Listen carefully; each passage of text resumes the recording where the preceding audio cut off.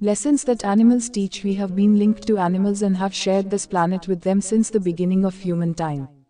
We are connected to all sentient beings. The illusion of separateness is what fuels such pain and suffering in our world. Animals have souls too, and they may have their own lessons to learn. The brief but brilliant life of a butterfly may be a quick foray into experiencing the physical world. And to cast off your past with the sudden realization that you were born to fly is to undergo a spiritual as well as physical metamorphosis. The tortoise, in its century-long stay on Earth, may encounter a vast multitude of lessons. Around it the years come and go, teaching of life's impermanence and the truth that everything shall pass. Yet animals are also the instructors. The hummingbird sips the nectar of life, reminding us to taste its sweetness. Dogs are often the embodiment of loyalty and loving service. To watch tiny ants working together tirelessly to build astonishingly intricate cities and civilizations is to understand the power of community and perseverance. All animals have much to teach us about unconditional love, about intuition and instinct, and about living life in a fearless way.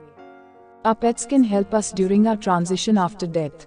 They are frequently there to greet us and comfort us on the other side after we die and leave our physical bodies.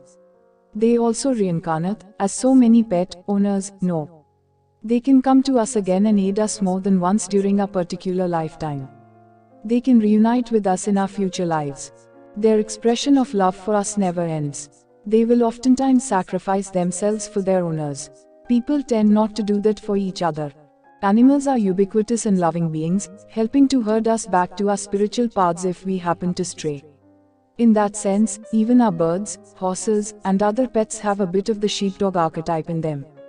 It is a well-known saying that cats have 9 lives. Of course they do. All animals and people do, and many, many more than that. What a gift it is to share them together. Memories of magic. In my years of working as a professional animal communicator, I have been continually touched by the healing impact that understanding our relationships with animals can have. One of the most intense and emotionally complicated bonds I have had is with my horse, Magic. We are close, yet over the years our relationship brought inexplicable challenges that were not easily resolved, no matter how many trainers we went through.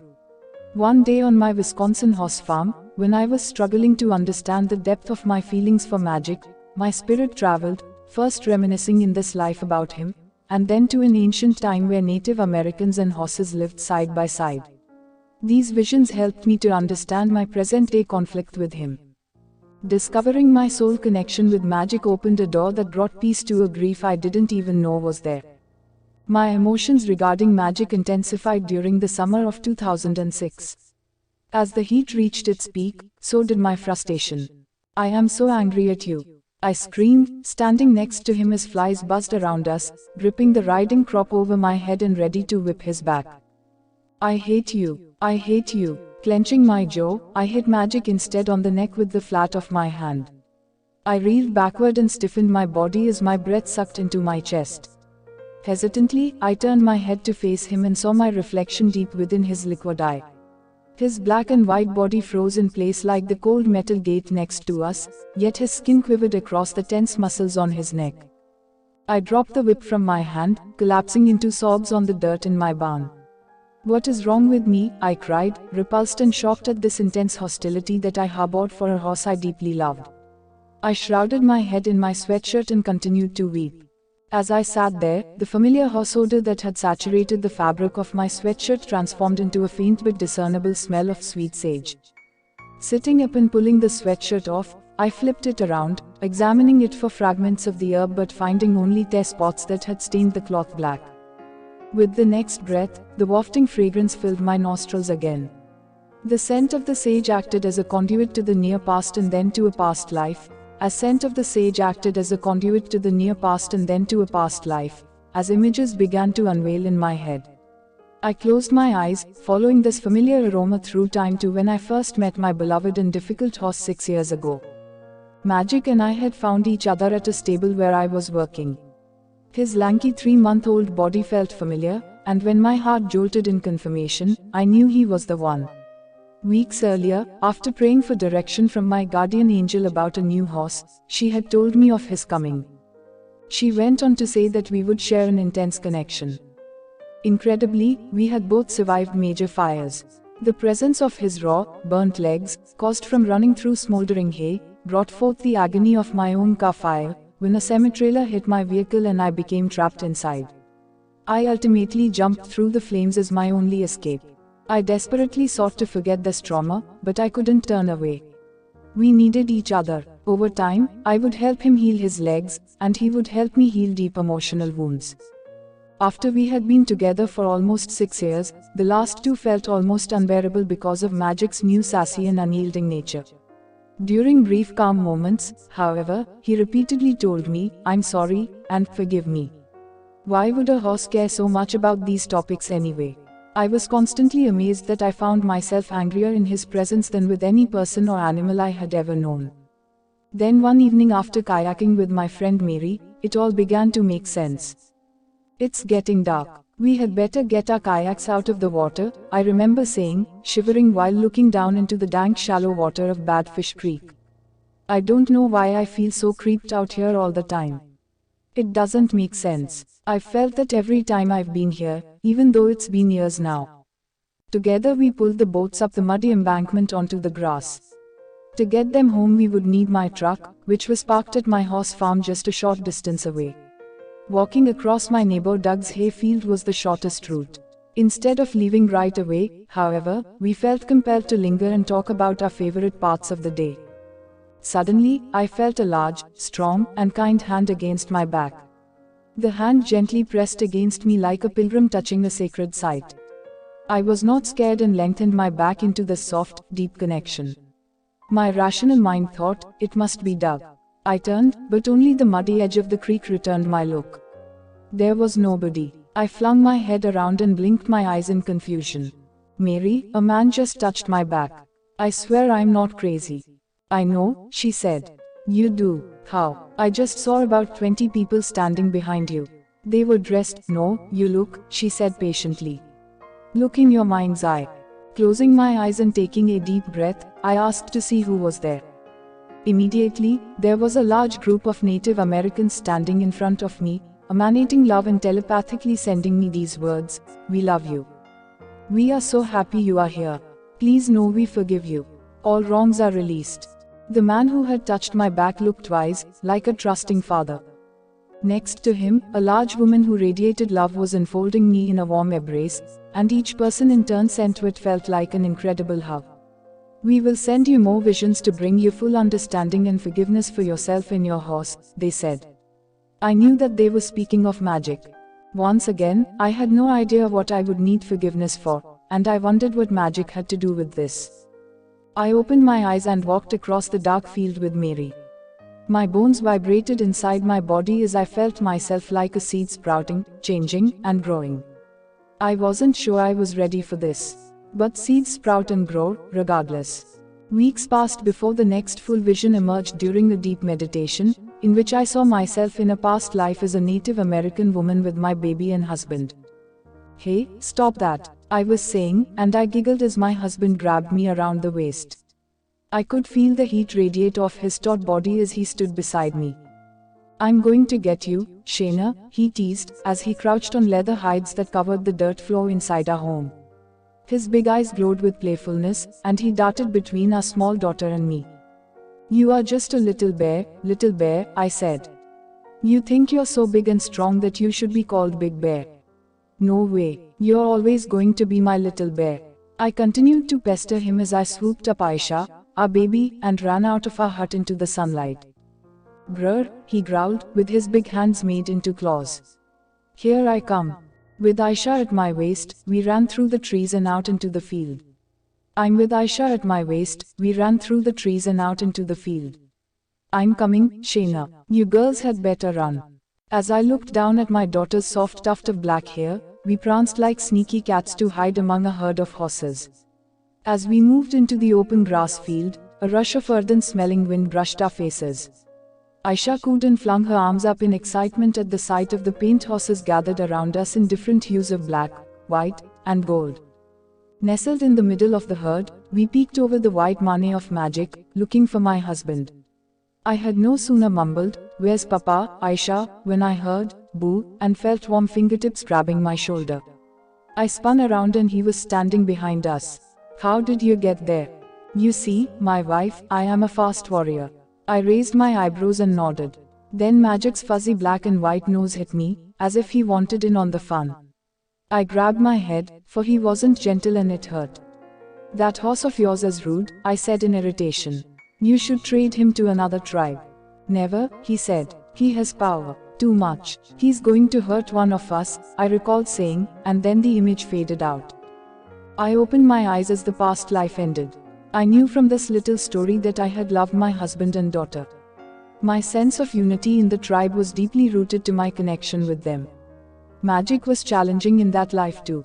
I relaxed my shoulders, knowing that his sassy behavior did not just start with me in this life. A week later, I found myself focusing on another scene from that same past life, one in which there was a small crowd of people grieving and hunched over by a man lying on the sun-warmed grass. Some of them were chanting quietly as they passed sage through the air. A heavy-set woman adorned in a skirt made of leather and beads was off to the side, bouncing a toddler on her hip. Near her, a young woman with dark hair knelt on the ground in a simple buckskin dress. The smell of sage filled my nose as vividly as it had that day in the stable with Magic. I cautiously moved across the green field to take a better look. Who are these people? Then it became clear that the young woman kneeling on the ground, wailing inconsolably, was Shayna. This time, I was a witness to the scene instead of actually experiencing it again. The sun beat down on her hair, reflecting a halo of bright arching rainbows. Her hands flung out from her chest and then back again, pulling at her clothing. I looked past her to the face of the fallen man. It was Little Bear. I grimaced upon seeing blood flowing out of his head, staining the grass. He was not breathing. Kindness shone out of his face, even in death. Splayed around his head, his long hair, matted and sticky, covered a rock. Red droplets smeared its surface as flies buzzed around it. Slowly turning to the left, I saw a black and white horse standing solemnly as leather reins dangled off his head onto the ground. Magic. My mind reeled. Oh, my goodness, were you involved with my husband's death? No wonder I've been angry with you. The landscape blurred while I gazed at Little Bear. My breathing became shallow as I bent down and looked right into the woman's face. Suddenly, I became filled with incredible sorrow and grief. This was really my life that I was seeing. The devastation of her loss filled me. Her love was gone, and she felt utterly alone. Shayna fell back on her haunches as she pulled clumps of grass out of the earth. Gasps from her open mouth were barely audible as I looked around, imploring support. No one could see or hear me. Dropping the dead grass, she stared vacantly, the grief of losing her young husband etched in her eyes. I tried to reach out telepathically and send her the thoughts, "It's going to be okay. You're going to live in a house across this field someday. You're going to make it." But she could not hear me. The heavy-set woman called to the toddler who had wiggled free, "Come back here, Aisha." Oblivious to the tragic sight, she bumbled toward her mother. Shayna spun around and gripped her daughter at the waist. Her hands convulsed, pinching the child's bare skin, causing her to cry. She stared at the screaming Aisha as she pushed her to the ground. Shayna looked around at the clan, steadying her gaze on each of them, her jaw clamped tight. They all turned away, staring at their feet and shuffling them in the dirt. The same large woman picked up the crying Aisha and walked off. Another group of people came running to the scene, attracted by the commotion. "What is going on?" they asked at once. A tall, slender man with grey braided hair stepped forward. Little Bear rode on Magic fast and playfully. We were all watching and encouraging him. Then Magic flipped his head in defiance and slipped into a slight gorge, throwing both of them to the ground. Little Bear hit the rock and died. The new arrivals walked over to Little Bear and paid their respects.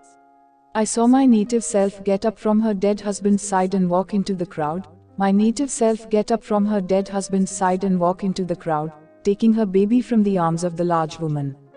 In silence, she walked away with the child resting on her hip. No one followed her. Shayna moved across a field of yellow flowers and headed into the woods. The tall, thick-barked trees emitted a pungent earthy smell, and the purifying scent of water filled the air.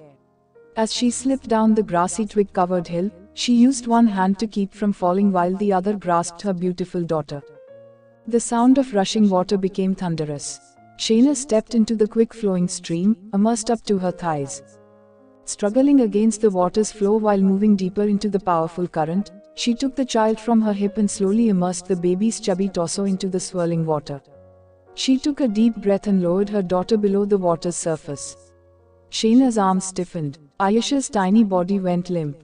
Shayna turned toward the current, feeling her baby's soft skin for the last time, and let go, watching as her dreams and sweet baby daughter floated into the woods and darkness. Screaming and pulling at her hair in mad grief, she leaped back up the embankment and ran out of the woods, through the field, toward her husband's lifeless body. The clan, shocked at the sight of Shayna without her beloved baby, frantically searched each other's arms with their eyes. No, someone cried out. She took the baby with her. Kunan, Little Bear's younger brother, grabbed her arms and screamed, "Where is the baby?" Shayna pulled her arms free and slapped him across the face. He dove at her waist, pushing her to the ground. The large woman rushed in with intense eyes. "Someone, run to the river!" she yelled. 5 natives raced across the field through the woods and down into the creek. They searched in desperation among the downed trees at the creek's edge as the sounds of splashing water echoed hauntingly across the land. "You're too late," Shayna screamed at them. Glaring at Magic, she cried, "Everyone I love is dead now, and it's all because of that black and white horse." A wave of knowing that the child was indeed dead flashed over the large woman's face, and she said, shaking her head, "Let her up." They moved away from her in disgust and shock. The images turned to black as I felt myself being pulled back to my present life. Sobbing, I opened my eyes. I sat in my current bedroom, filled with grief, life. Sobbing, I opened my eyes. I sat in my current bedroom, filled with grief, gratitude, and understanding of why my tribe had come back to me. It would not be easy, but I knew that I could now truly heal. Shame was a thread that had woven itself through my life. No matter how hard I tried, I could never find the source until Magic led me on the path to love, peace, and self-forgiveness. The love that our wise animals give us so that we may be free is incredible. With my beloved horse's persistence and the beseeching love of my past life family, I learned that no mistake is too big to be forgiven, even lifetimes away. Asia Voigt. In this very powerful narrative, Asia enables us to glimpse an important role that animals play in the lives of humans. Animals teach us about unconditional love, and they often devote their entire lives to this purpose. Their love is not dependent on our behavior. It is strong and unwavering. We do not need to earn it. It is freely given and not arbitrarily withdrawn. We can know this love and feel it at a deep level.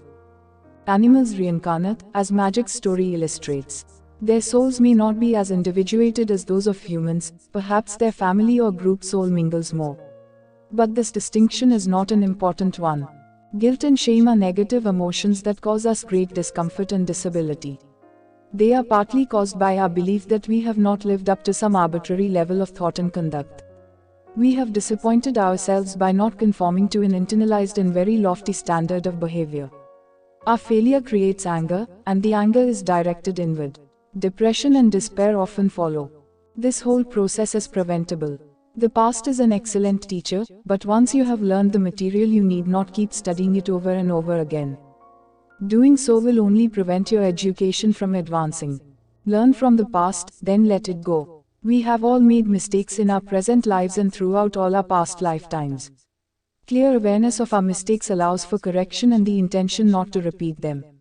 Intense guilt, shame, and anger fog our vision and thus obscure the lessons, which only leads to repetition of the mistakes.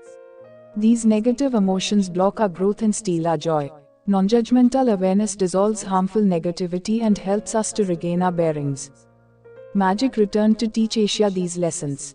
He was the doorway into the past life that contained so much tragedy, loss, grief, and shame. He would have spent his entire life helping her make this connection so that she could begin to forgive herself. He would do this out of love, for the love of our pets is limitless. We may be angry at them, yell at them, and even hit them, and yet they patiently wait for the lesson to unfold. Magic waited 6 years. He would have waited for all of eternity. The mechanisms through which animals relay such important messages to humans can take a variety of forms. Magic facilitated a journey into Asia's past that allowed her to come to a transformative understanding. Ozzy, the dog featured in the following story, used a more hands-on approach, so to speak. In his own unassuming way, he managed to both affirm the existence of an afterlife and reassure his owner's friend that soulmate. This is a part of Zindagi Ki Roshni consultancy. It has been established for those who have lost someone and for those who are very sad in their life. About 100 PDF books and 20 short audio books of this topic will be sent to those who join it. This data will be sent to their email or WhatsApp. If you want to join this organization, then please send WhatsApp message to this number.